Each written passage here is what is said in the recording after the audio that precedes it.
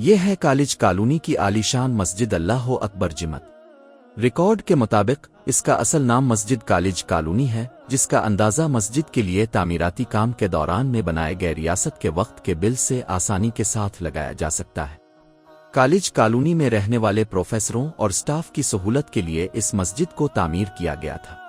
مسجد کا نقشہ مکمل طور پر دارالعلوم حقانیہ اکوڑا خٹک کی مسجد سے نقل کیا گیا۔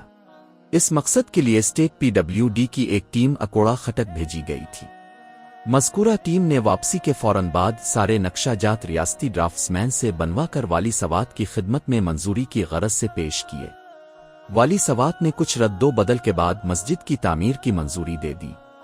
دراصل اکوڑا خٹک کی مسجد کے دونوں پہلوؤں پر بڑے اور بیچ میں چھوٹے چھوٹے مینار تھے۔ والی سوات نے صرف ایک سائیڈ والا مینار رہنے دیا اور باقی ختم کر دیے۔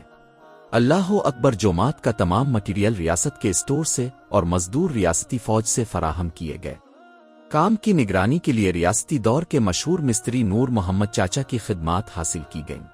مسجد کے برآمدے کی پیشانی پر والی سوات کے حکم سے محمد ایوب نے اللہ اکبر کے الفاظ تحریر کیے۔ محمد ایوب منگورا شہر میں اپنے دور کے جانے اور مانے آرٹسٹوں میں شمار ہوتے تھے۔